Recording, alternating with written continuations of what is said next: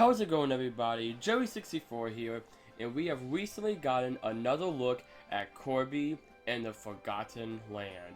So today, we are going to be taking a closer look at the trailer and finding every single detail that you missed.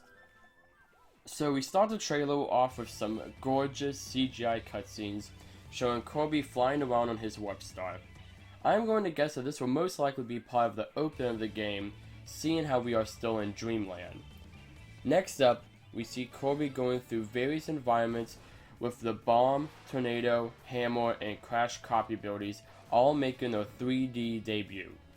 All of these abilities have moves from the 2D games, like the Bomb Wall with the Bomb copy ability. Moving on to the next scene, we see Kirby and Bandana Waddle Dee running around a grassy environment, revealing that there will be multiplayer co-op for the entire game, with player 2 being able to play as Bandana Waddle Dee. It seems like he will have many of his moves from his 2D appearances as well, such as being able to fly by spinning around his spear, and being able to throw his spear at long range. After this, we get a better look at the story of the game, where we see these dog and boar-like creatures chasing down and putting Waddle Dees into cages, which we have seen before in the first trailer acting as a end-of-level goal. Next, we see Elfin, a blue floating mouse who will be one of your companions in this game. We really don't know much about Elfin, though in a later scene we do see Elfin in a cage, but they look like they are made out of wax. Maybe this Elfin character is able to take on different forms, similar to Kirby's copy abilities. Now going back to the first scene where we see Elfin, you may have noticed this destroyed town with a warp star in the center. Later on we see the same town, but is rebuilt and is filled with Waddle Dees. It seems as you save more Waddle Dees, this town will slowly build back up. Now, let's take a closer look at the town, starting with this theater here on the left, where you'll most likely be able to watch cutscenes and other movies that you have unlocked in the game. In the far back here, we can see a few gumball machines, which we later on see Kirby and Elfin use in it to get a Volume 1 Kirby figurine. I have a feeling this will replace the puzzle pieces as the main collectibles in the game. In the middle of the town, there is a wise Waddle Dee who will tell you what copy ability is the most popular that day. It seems that the wise Waddle Dee will give us all sorts of fun facts about other players playing the game. Another building that you can see has a hat symbol on it, and inside it has different clothes. Maybe we'll be able to customize what Kirby is wearing, similar to the spray paint cans in Kirby Squeak Squad.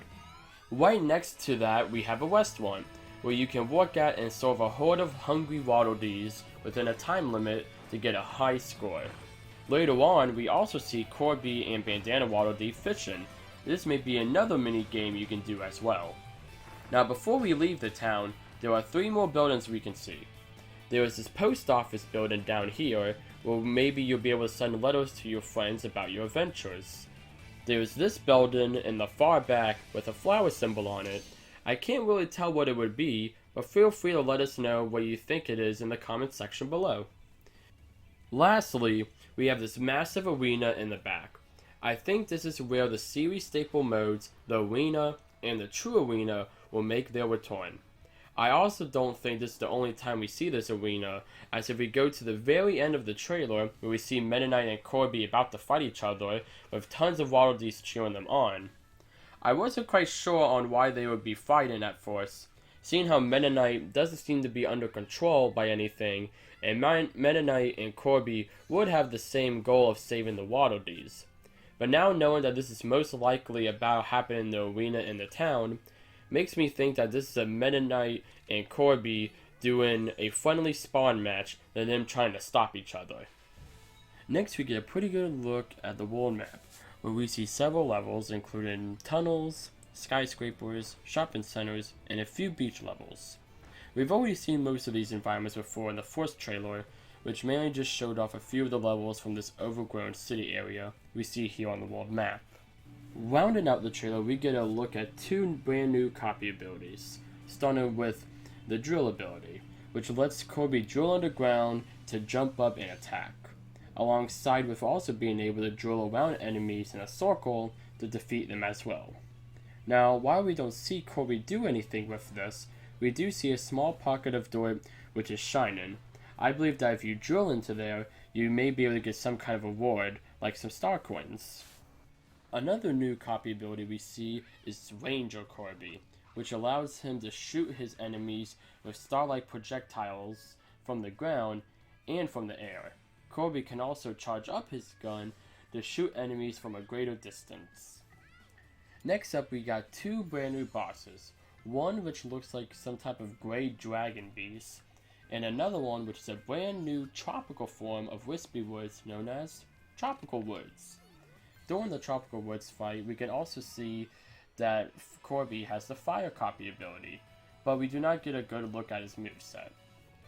And to wrap up the trailer, we see a few more environments, such as this massive entrance to a winter fortress, another look at the carnival area we saw in the first trailer, and what looks like to be an abandoned mall in a vacant desert. And that is everything you probably missed in the brand new Kirby and the Forgotten Land trailer.